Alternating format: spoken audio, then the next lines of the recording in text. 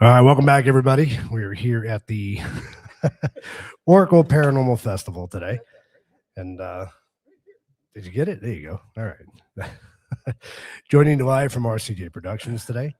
And I want to bring on our next guest of the day, and it is Robert Zucker. So are you ready, Robert?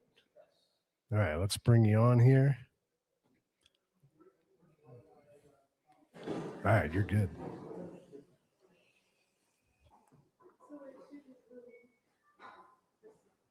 Ready to start? Okay. Welcome to Oracle, Arizona, the transition from digging gold to digging in as a community. We're going to explore the evolving history of Oracle from its early mining days to Buffalo Bill to the mid-20th century.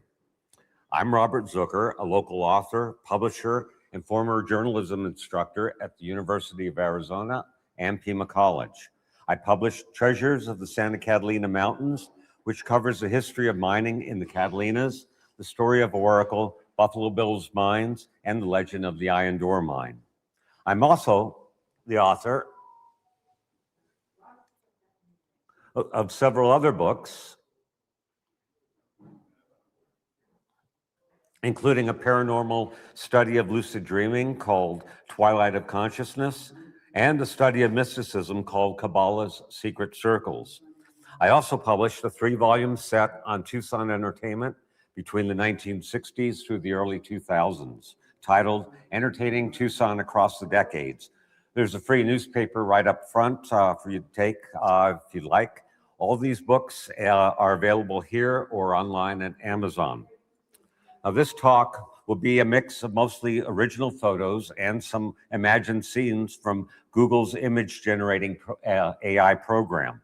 Hopefully, these AI images will help you spark your imagination. All AI images are clearly marked with an AI at the right corner of each image. A comment about AI, though. I'd first used AI to help in my research for this talk, but soon realized that it was feeding me false facts and non-existent sources. Even after berating the AI for lying to me, it promised it would do better, but continued to hallucinate its own facts and conclusions. So I'm only using AI for the nice photos. This is, whoops, back one here. This is out of order here. Okay, this is a map of the Santa Catalina Mountains. There's Oracle. Unfortunately, my pointer doesn't point on the screen. Let's see if I could. Nope. Well, where the red dot is pretty much where Oracle is. There's a San Pedro to the right. The Old Hat and American Flag mines were just to the east of Oracle. Campo Bonito, where Buffalo Bill Cody had his mining interests, was just south of Oracle. There's a spot near at Catalina State Park where the Romero Ruins exists. See the current Highway 77 going up that leads to Oracle? Back in the pioneering days, this road actually cut through the Catalinas.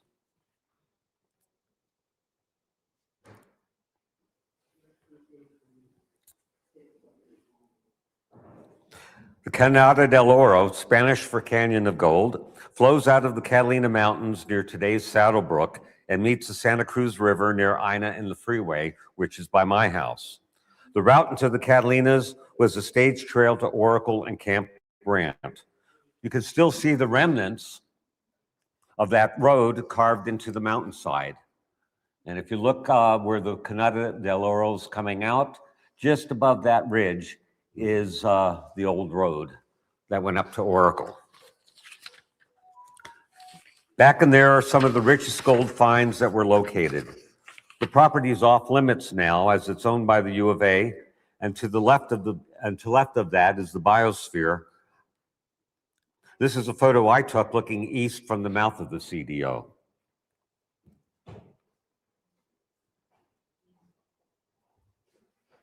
This is a Google map that shows Oracle today. We are here along American Avenue, and I'll just have to point it out. Whoops, I can't go far. American Avenue cutting across the top part of the screen there. I can't point out all the others because my pointer isn't working, but I mentioned the Acadia Ranch, the Oracle Inn Steakhouse.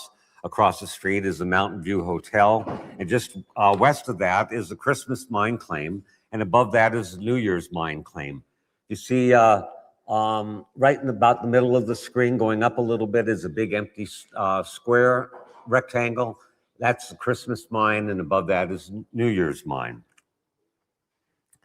This is the heart of our story that takes place where Oracle sprouted from a mining camp into a flourishing community and health destination. But before we get into that part of Oracle's history, let's step back about 500 and 1,000 years before the Spanish began to settle the land.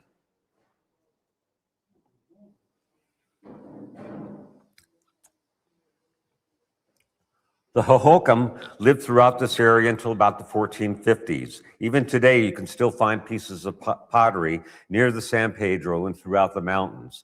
I found this piece along a dry creek west of here, southwest of here. You can see other pieces just nearby. This is a map from 1698, made during the lifetime of Father Eusebio Kino. Some people attribute Kino as drawing this map. It shows numerous villages along the San Pedro, and at the time, the Spanish missionaries were just being established. When Coronado led his expedition in 1540, possibly up the San Pedro River in his search for the 7 cities of gold, he would have encountered people living along the San Pedro, just like Father Kino did over 100 years later. And here's a closer look. Oh, okay, you see the mouse here. The San Pedro is along this area here, which got kind of cut off. But Father Kino did not actually name the Santa Catalina Mountains. He named the village of Santa Catalina, which is right here.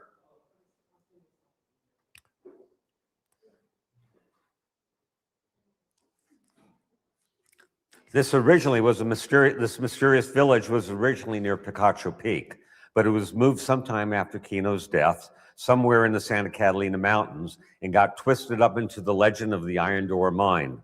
But that's another presentation.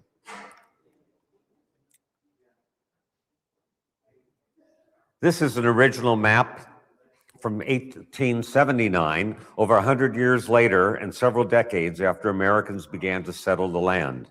This map shows Tucson, Camp Lowell, the San Pedro, Old Camp Grant, and the railroad, which was to begin operation the following year. There's a spot that's marked ruins in the location of the Romero ruins, which pioneers noted in other maps and newspaper articles. Here's the Canada del Oro and the trail through the Catalinas to get to the spot called Water. Here's a Canyon del Oro, and then there's a spot called Water. On the north side, which is probably where the new mines and eventually Oracle was located. When prospectors left California after the gold rush in 1855, many heard stories about gold flowing out of the Canada del Oro, or Canyon of Gold. This is an actual photo of Congress Street in 1880, full of saloons and hotels, which fed and sheltered the hungry miners who would come in from the mountains every few weeks or months. There were mines operating all over the mountain ranges surrounding Tucson by the 1880s. Now that the scene is set, in this AI image, sometime around 1860, a young Albert Weldon departs from the ship called the Oracle, owned by his uncle, that brought him from Canada to America. Weldon arrived in Tucson years later when it was still a dusty adobe village, about 3,500 people. Tucson was the commercial and social capital of the Southwest, between San Diego and San Antonio. Because the population was outgrowing available housing, people were living in tents, wagon yards, and crowded boarding houses. Even back then, Tucson had a housing problem.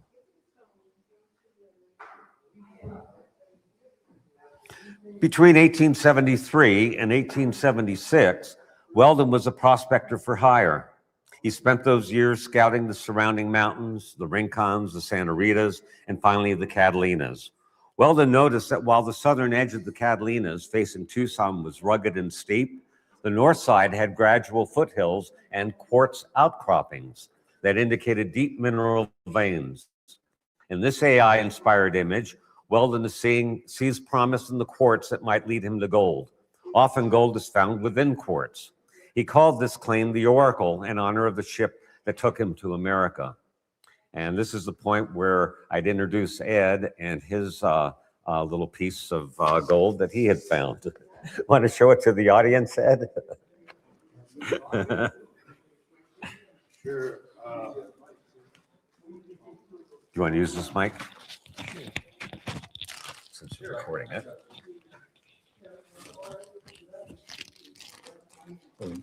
Test 1, 2. I belong to some metal detecting and prospecting clubs in Tucson. Tucson Desert Gold Diggers, Gold Prospectors Association, Tucson. And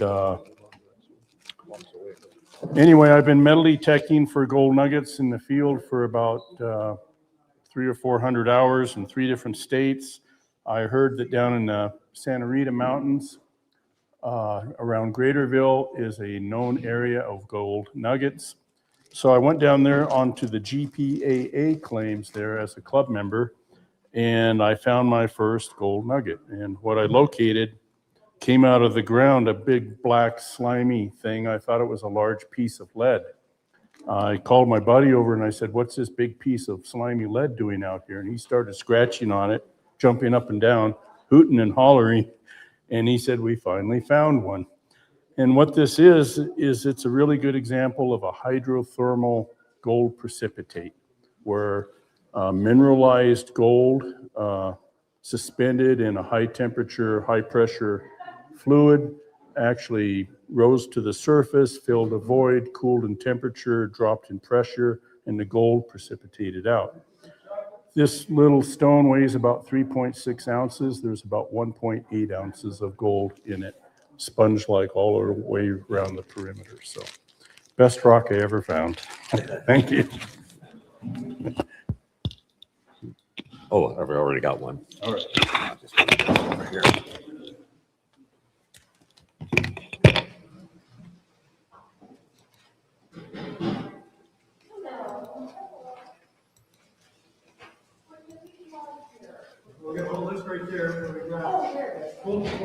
At the same time, prospector Alexander McKay, a Spanish immigrant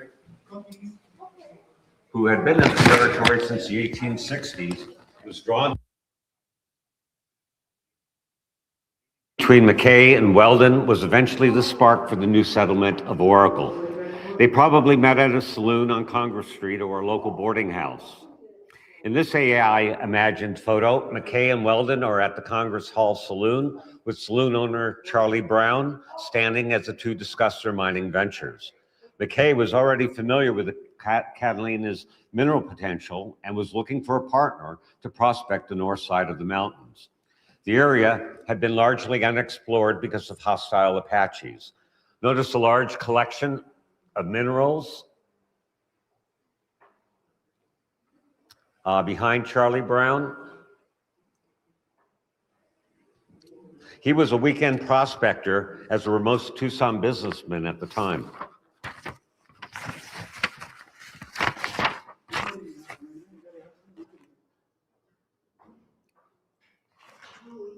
Weldon's observations allowed him to approach Jimmy Lee, a prominent Tucsonan who owned the Eagle Flour Mill, with enough confidence to ask for a grub stake to explore the north side of the Catalinas for gold. A grub stake is an arrangement between a financier, the grub, and the prospector known as the stake, spelled S-T-A-K-E, S-T-A-K-E, sort of like a line of credit. In this case, James Lee provided the grub, which was food, tools, and animals. Weldon would provide his mining skills as the stake.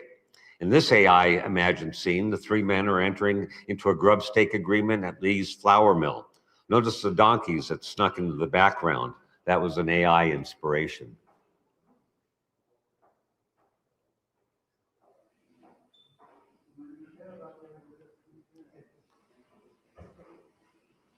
This is an original photo of James Lee. And an interesting side note about Lee. In 1871, he was one of 150 participants in the vigilante force that massacred over 100 Native American, men, women, and children who were camped out near Camp Grant, just northeast of Oracle. After an outcry, especially from the East Coast, President Ulysses Grant threatened to put the territory under martial control and demanded a trial. They were acquitted of all charges by a jury of Tucson residents who were sympathetic to the raid in retaliation for Apache hostilities.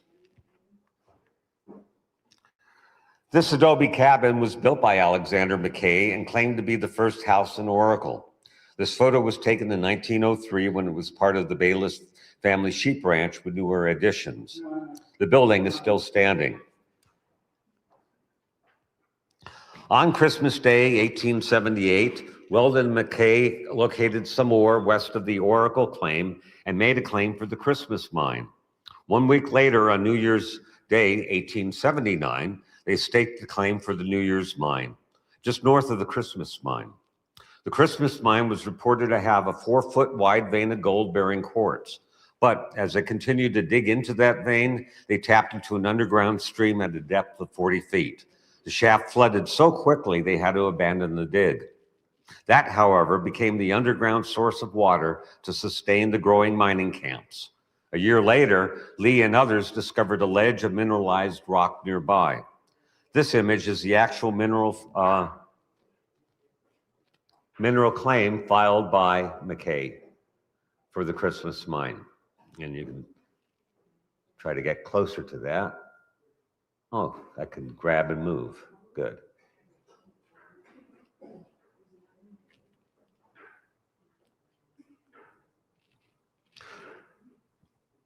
This, let's see here. Oh, I need to go back here. This is a plat map, first approved in 1905, showing the survey lines for the Christmas and New Year's mine and the Oracle claim. I found the mineral certificates for the Christmas mine and the New Year's mine, as you saw in the previous slide, but I'm unable to find the original claim submitted for the Oracle.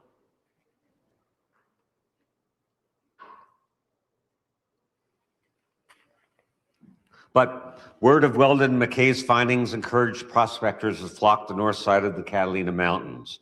Nearly 70 claims, mostly for gold, were staked from the American Flag Ranch to Apache Peak. Weldon had a bush camp, mining camp, called Weldon's Camp, probably near the Oracle claim. There was an ample supply of water and timber available. A nearby spring was used as a grotto. In the late 1870s, Isaac Lorraine or Lauren of Martinique developed the American Flag Mine and American Flag Cattle Ranch, located southeast of present-day Oracle. By December 1880, there were enough people in the area that the American Flag Post Office was established. This is an actual photo of the American Flag building, which is still standing. There's a recorded event which took place at Weldon's camp connected to the fabled legend of the Iron Door Mine. An article in the March 1880 Arizona Weekly Star told about two prospectors who'd come from deep within the Santa Catalinas, spelt with an R, as they were called then. And the group joined the miners at Weldon's camp one night in February. They described their incredible journey into the rugged mountains to follow a map that led them to the Iron Door Mine. They showed the group nuggets of gold they reportedly took from the tunnel, believed to be from the Iron Door Mine. Nearby, a reporter from the Arizona Weekly Star took notes to publish a newspaper article about this amazing find. This AI image portrays the miners at a campfire and the two prospectors gleefully showing off their haul while a journalist takes notes. This is a newspaper article published in March 1880.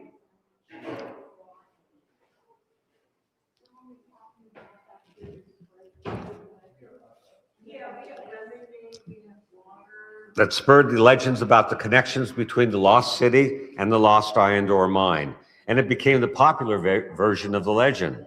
This was the first time the actual name Iron Ore Mine was published, and it helped perpetuate the legend to this day.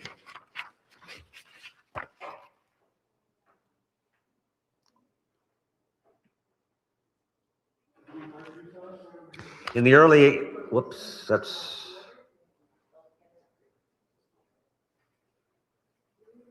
these slides are out of order. Shall we reset the order? No, somehow they're just not coming up as they should be by number. Okay. So I know the slides, so I'll just go back and forth to them. Eventually, the Acadia Ranch evolved into, well, I see that's, let me try to go back here. Fortunately, there's not a lot of people to worry about.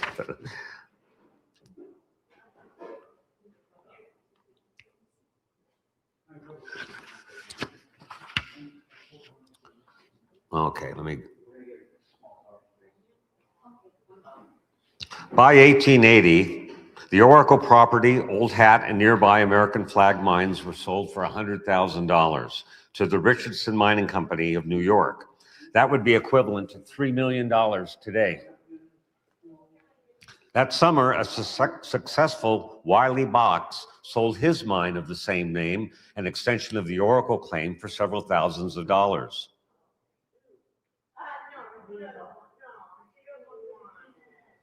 In this AI-inspired scene of that event, with Alexander McKay, J.M. Haskell, and Mayor Leatherwood signing the sales agreement with a representative from Richardson Mining Company in the Congress Hall Saloon looking on.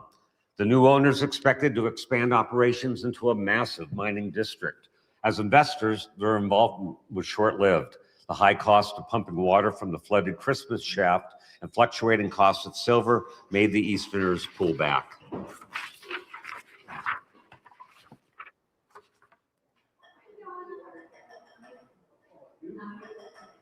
In the early 1880s, Edwin Dodge and his wife, Lilia, I think that's how you pronounce her name, Lilia, built the Acadia Ranch. It originally started as a cattle business, but soon became a famous resort for travelers. This is an original undated photo of the Acadia Ranch from the Arizona Memory Project. A post office was opened up at the Acadia Ranch in 1885, where Dodge served as a postmaster for 16 years. While the community wanted to name the office Acadia Ranch, the U.S. Post Office rejected it because it had two words. So they settled on Oracle to honor Albert Weldon's discovery, and the town of Oracle was official. Makes me wonder, though, what about San Francisco, San Jose, San Mateo? Those are two words, but they were accepted. A paranormal side note about the Acadia Ranch, when it served as a health facility. This is the town's most famous haunted site. Visitors and patients have reported seeing a woman in a vintage nurse's uniform wandering the building. Legend says she contracted TB while caring for the patients and died there. She is often heard walking the halls at night, making her rounds. This AI image recreates what the ward might have looked like. And here's an AI version of a floating ghost in the patient's ward. People still report hearing footsteps when the building is empty. This is an original 1883 map. Apparently, Oracle is not marked yet, but Old Hat District is. And notice how the trail, let's see, it's kind of hard to see the mouse, but the trail to Oracle and Camp Grant follows the Canada del Oro through the Catalinas rather than today's route, which goes around the western edge of the mountains. There's also down here a reference to ruins of Old Pueblo, which is where Francisco Romero built his home on the top of ancient ruined structures in today's Catalina State Park. The mountains at the time were still called the Santa Catalinas with an R. Also, notice the name of the Gold Canyon for the Canada del Oro. And the Southern Pacific Railroad, which brought the train to Tucson in 1880, is marked. The train changed the entire community, making Tucson a hub for prospectors who were mining the surrounding mountains, and the hundreds of new residents who migrated from the East Coast for better weather and opportunities. Beginning in 1881, a tri-weekly stage brought mail from Tucson to Weldon's camp. Before that, the miners relied on freighters or travelers from Tucson willing to carry letters as a courtesy. By 1882, the camp had grown to 8 buildings.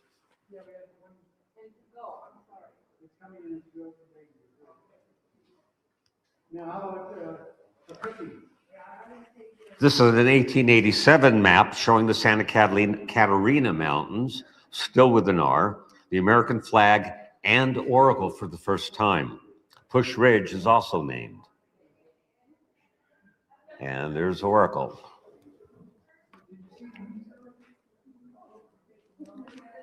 The year 1901 was a turning point for the fledgling community of Oracle. In January, the post office moved from the Acadia Ranch, where it had been located inside the Dodge's home, to John Estill's new store. He built a small square building for merchandise that was hauled from Tucson to serve the miners. He accepted the position of postmaster, but he sold the store in 1906 to Thomas McCauley, who continued as postmaster. As the town started to grow, the store was expanded and John Lawson became a partner and also served as postmaster until 1915. He was the last territorial postmaster and the first postmaster for the new state of Arizona in 1912. This is a rear view of the Oracle Post Office and General Merchandise Store in the 1909 photo. Corrals are in the foreground and 10 houses stretch to the right.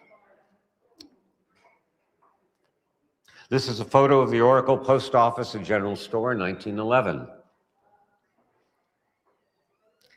And at close-up, I could get a lot closer, there's somebody standing very menacing or just posing in front of the store.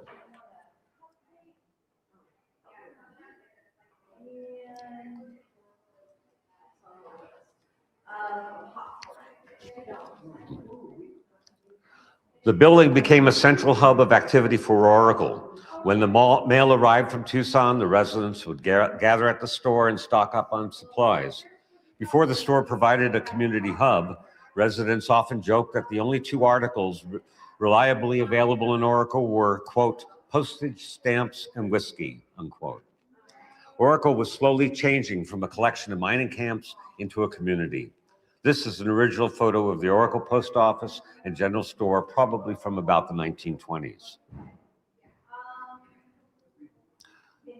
Another historical photo that shows Oracle General Store and a wagon freight train in front. Oh, no, this is the wrong slide, but there's a couple of old cars in the front here. Here's the wagon train in the front.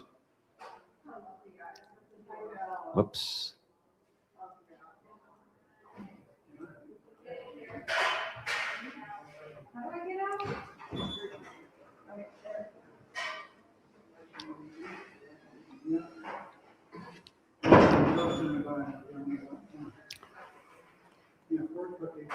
This is the Oracle General Merchandise and Post Office building in the 1930s. The sign advertises cold drinks, restroom, and ladies' restroom. The Thunderbird Kiva occupied the right side of the building and sold Native American artifacts. When the private ownership of gold was criminalized in 1933 and the government became the sole buyer at a fixed price, the Oracle miners shifted their focus to copper, but probably still maintained gold as a byproduct. Or still mine gold as a byproduct. A prominent player in the history of Oracle is William Curly Neal, who arrived in Tucson, Oracle area in about 1878. He was a black man from the Cherokee Nation, now in Oklahoma. He served as a military scout where he met William Buffalo Bill Cody, who became one of the world's best-known entertainers. They became close, lifelong friends, which probably drew Cody to this area. Here's an actual photograph of Neal on his horse. Neal was a true entrepreneur. He operated massive freighting outfits to haul ore daily from the mine at Schultz to the 20 stamp mill at Mammoth along the San Pedro. He had a government contract to carry mail between Tucson, Oracle, and Mammoth, and transported gold bullion to a bank in Tucson by wagon. His wife, Annie Box Neal, occasionally rode shotgun, as she was a legendary sharpshooter. They also owned the 3N Ranch in Oracle. Neal was one of the wealthiest men in the territory. Here's an AI-imagined scene of Neal and his wife riding shotgun, driving the stagecoach through the Canada del Oro.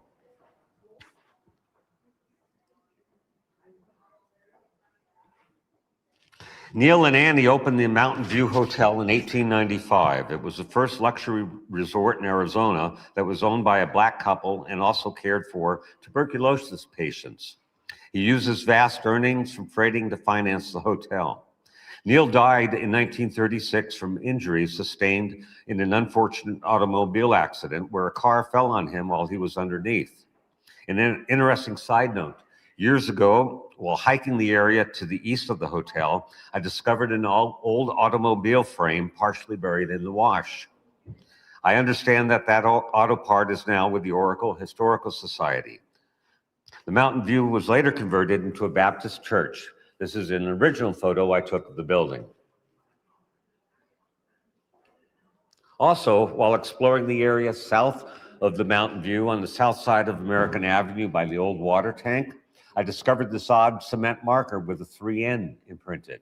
Could this be the boundary line of Neal's 3N Ranch?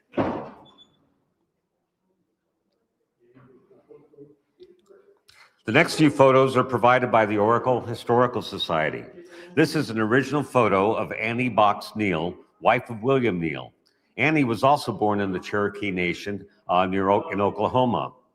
Her family moved to Arizona Territory in the 1870s, where she met and married William Neal at 18 years old. They formed a partnership as well as a marriage. This is an original photo of the Mountain View Hotel. Annie Box is with a group of people in the middle. When the hotel opened in 1895, Annie was a primary manager. She was a founding member of the Oracle social scene and well respected by residents, miners, and now visitors. This original photo is labeled as Race Days with Annie Neal and her sister Josie Box. This is an original photo of Annie in her later years with a shooting trophy given to the winning team in the contest between the Mountain View Hotel and Acadia Ranch. Annie Box died in 1942, 6 years after her husband, William. Let me see if I can get in closer here.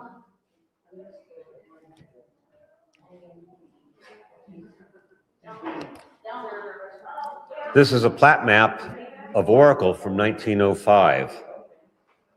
Now let me click here. We'll get in a little bit closer so that you can see. Notice how the American Avenue cuts right through the Christmas claim. And then see the road at section 35 coming up from the south. That's the road, the trail that was coming up through the Santa Catalinas before American Avenue extended where Route 77 is now. This close-up shows a Christmas and New Year's mine. There's the library, the church, and homesteads for Neal, Ray, Estill, the Winters, Ramseys, Bayless, and Stewarts. Notice that the road from Tucson to Oracle comes up from the north through the Catalinas.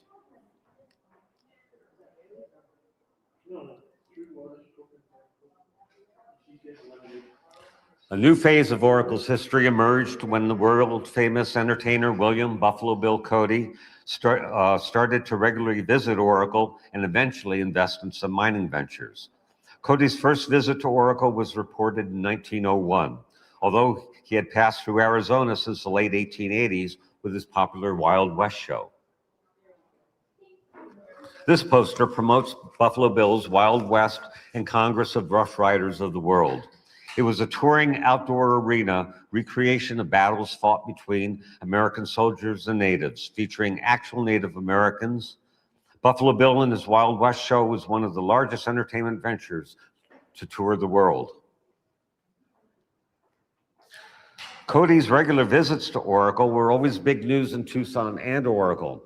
Cody and Neil's friendship dated back to the 1860s, where they fought together in the Battle of Summit Springs. There's a spot around Oracle that was called Summit Springs before it was called Oracle. In his later years, Cody would often spend parts of the winter in Oracle, staying at either the Mountain View Hotel or with miners in a tent or adobe structure at the Campo Bonito mining camp. This is an actual photo of Cody and William Neal. The Campo Bonito mining was one of the early mining camps formed in the Old Hat mining district just south of Oracle, west of the YMCA Triangle Y Ranch. William Burgess, a mining engineer, encouraged Cody to invest in the Campo Bonito mines. He acquired many of the claims years ago and was convinced that they contained valuable placer deposits. This is a map. Whoops. This is a map of the Campo Bonito mines. A collection of about 24 mining camps that were owned for a time by Cody. The mines did produce a bit of quartz bearing gold, which Cody used to impress investors. My bolo tie has a sample of that Cody stone. However, gold did not produce as much as Cody would have hoped. Over the next few years, Cody stayed in Oracle during the moderate desert winters so he could see how his investments in his mining ventures progressed.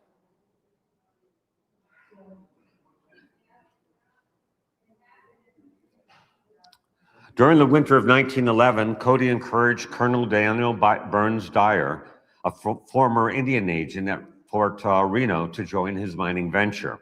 The Cody Dyer Company controlled 45 claims by February 1911. This is a copy of the stock certificate issued by the Cody Dyer Arizona Mining and Milling Company, signed by Cody and issued to Cody for 1,000 shares. Each share was valued at $1.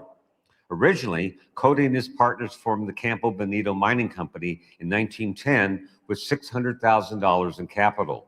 A year later, he reorganized his holdings into the Cody Dyer Arizona Mining and Milling Company, and it was capitalized at $5 million.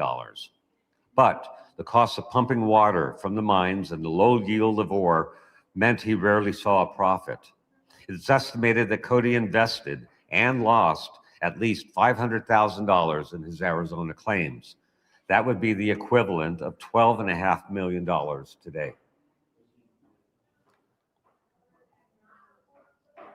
While some gold was recovered, it was tungsten that saved the mines from going under. This is an article from the 1911 Weekly Journal Miner describing that a load of tungsten was headed for Germany from Campo Bonito. Scheelite, a high-grade ore from tungsten, was also a valuable mineral used to light up the filaments for Thomas Edison's new light bulbs. This is a magazine ad from the General Electric Company to promote Edison's new discovery, but that only lasted a few years. Unfortunately for Cody, there was a marked decrease in the overall production of tungsten in the U.S. starting in 1911. This was mainly because there was a lack of a market for tool steel, which tungsten was mainly used. The only deposit of scheelite in the state was at the Cody Dyer mines. This is an actual photo of Cody with some Oracle residents in front of the Acadia in 1909. At the time, he reportedly said he walked nearly 150 miles in 4 days to inspect the Old Hat and Campo Bonito districts. He made repeated yearly winter visits to Oracle until his death in 1917.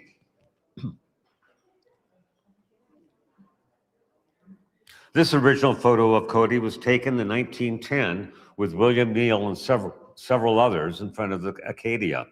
Cody was known to carry around a pure gold nugget from Campo Bonito in his pocket. Worth $60 at the time, the 3.17 ounce nugget today would be valued at over $152,000.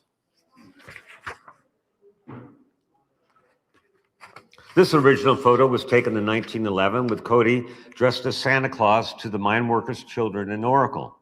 Cody and a group of partners bought the Southern Belle gold mine in March 1911 for $100,000. A year later, on Christmas Day 1912, Cody again played Santa Claus for the children of Oracle. This is an original photo of Cody and his wife, Louisa. Cody nearly got cold feet on his wedding day, and he felt like he was, quote, signing a death warrant to his freedom, unquote. However, they spent 51 years together. When he was a household name in Tucson and Oracle, his marriage was already at its lowest point. He filed for divorce in 1904, but the judge dismissed his suit, telling him, quote, being a hero to the world doesn't excuse being a bad husband at home, unquote. Louisa and Bill stayed together until his death. Both Cody and Neil were interested in the legend of the Iron Door Mine. This undated newspaper article, probably from the 1930s, quotes Neil about their endeavors to find the lost mine. Both of them were avid believers in the legend. This is an actual photograph of La Ventana, or the window, which is a natural 15 by 25 foot rock arch that Neil saw in the Santa Catalinas. In that newspaper article, Neil said, quote, what I think happened, in reference to the Iron Door mine, is that an earthquake we had in 1878 buried the mine.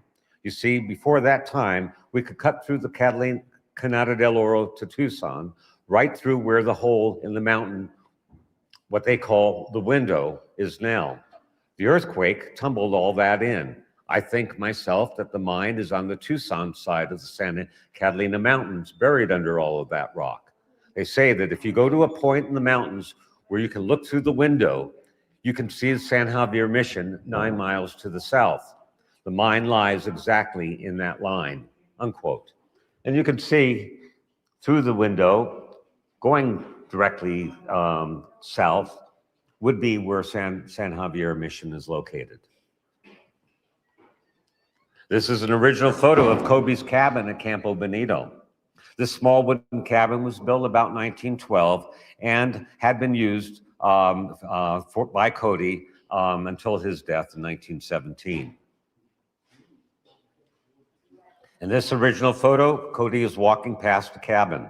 Perhaps it's the cabin at Campo Bonito. This mining property had a 100-ton stamp mill to crush ore that was powered by a steam engine. They also had a blacksmith shop, an assay office, and bunkhouses. Here's an actual photo of Cody at Campo Bonito Mines looking over an ore sample. Despite his losing venture, he kept his enthusiasm for the area. One other potential, though, was the Southern Belle, which was a certified gold mine. But it was too hard to reach and transport ore, so that recovery was not deemed viable. And this is about all that's left of the of Campo Bonito. The fireplace is probably from a mess hall or Cody's cabin. A wash basin still sits nearby. This began the slow decline of mining in the area. And this is a photo I took several decades ago at Campo Bonito. This large stone building on the hijinks site was built by Cody's adopted son, Johnny Baker, about a decade after Cody died. La Casa del Hijinks, as it was called, was a museum of sorts to showcase some of Cody's personal effects. The property had gone through several owners over the decades.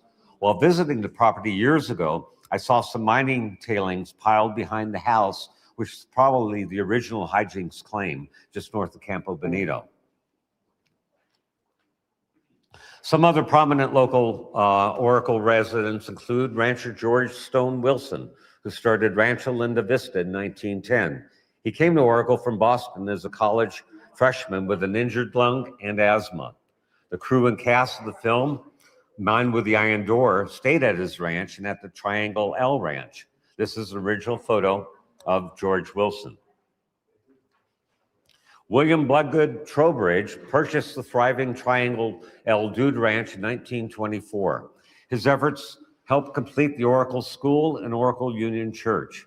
He donated his land to the College of Agriculture at the University of Arizona for grazing research. However, part of that site became a controversial landfill containing hazardous waste and radioactive materials. This is an original drawing of Trowbridge.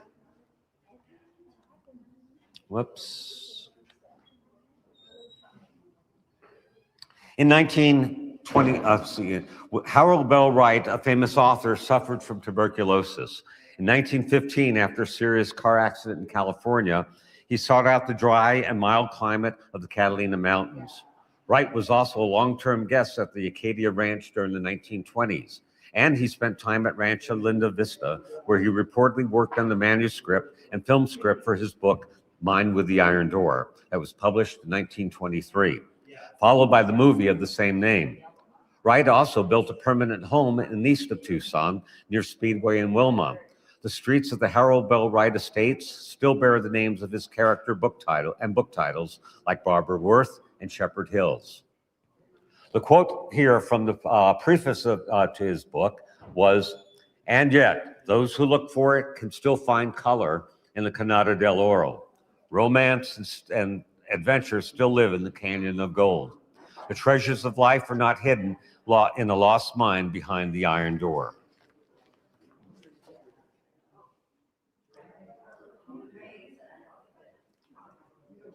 This is a photograph. This 1924 photograph was taken in front of the Oracle store during the filming of the movie Mine with the Iron Door, adapted from Harold Bell Wright's book. Actor Raymond Hatton is squatting on the porch. Many Oracle residents were cast as extras. This film was a big event in Oracle that brought national attention to this small community.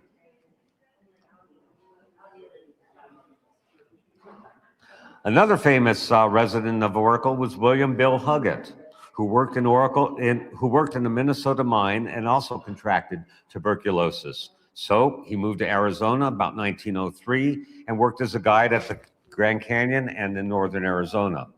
Bill was also a well-known photographer.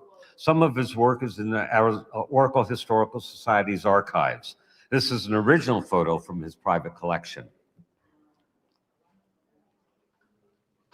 By 1915, Huggett was the owner of a stables and guide business at the San Marcos Hotel in Chandler. In 1922, he met and married his second wife, Muriel Denny's, at the San Marcos. Her family was wealthy and she inherited a fortune from her grandfather. Bill and Muriel moved to Johnson, Arizona, where they bought the 7-Dash Ranch. It operated as the Dude Ranch, and Bill was a partner and chief guide. In 1924, they moved to Oracle and bought the 3C Ranch. Muriel died in November 1929 from complications after surgery. It is said that Bill went on a months-long drunken binge following her death. This is a photo here. So he went to Castle Hot Springs to dry out, and it was there where he met Elna, and they were married a few months later in 1930. Here she is standing in front of the American Flag Building. After Bill's death, the 3C Ranch was sold and Elna purchased the COD Ranch.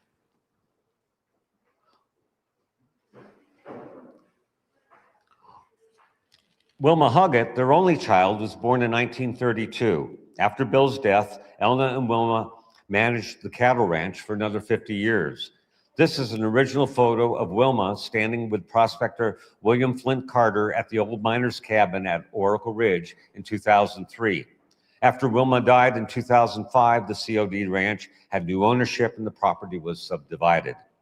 There is a painting of this exact scene, and another era has ended. And I meant to bring that painting, and I didn't, unfortunately. But it looks exactly like this. I'm not sure who the painter was.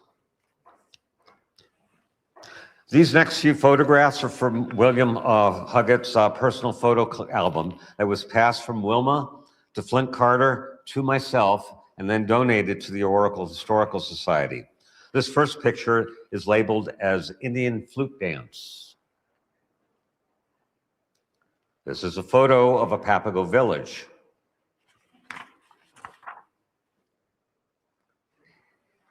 And this photo is labeled as Gap, Arizona, March 21st, 1921.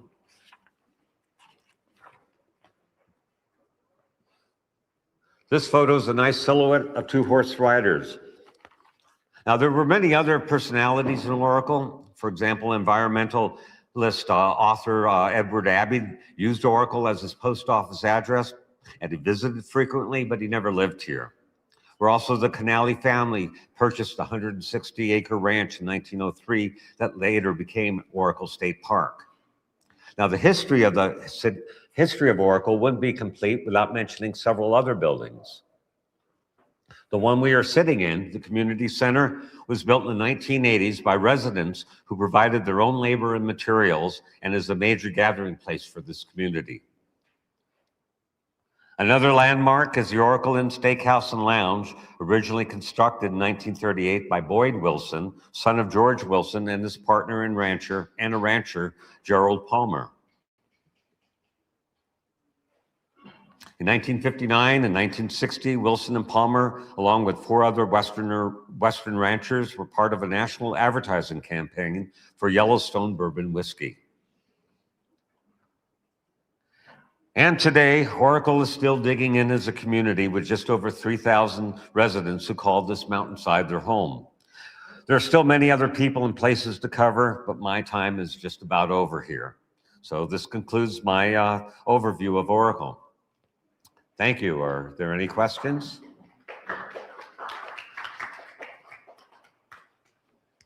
Any questions, anyone? Oh, almost an hour. There we go. If you're interested, there's some newspapers up front.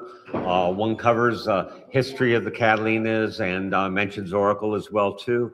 And another is a catalog of different books that I've published over the past few decades, including Treasures of the Santa Catalina Mountains, which is a very comprehensive history of the Catalina Mountains, Oracle, mining in Arizona, as well as the legend of the Iron Door Mine and Spanish occupation of this area back in the 1700s.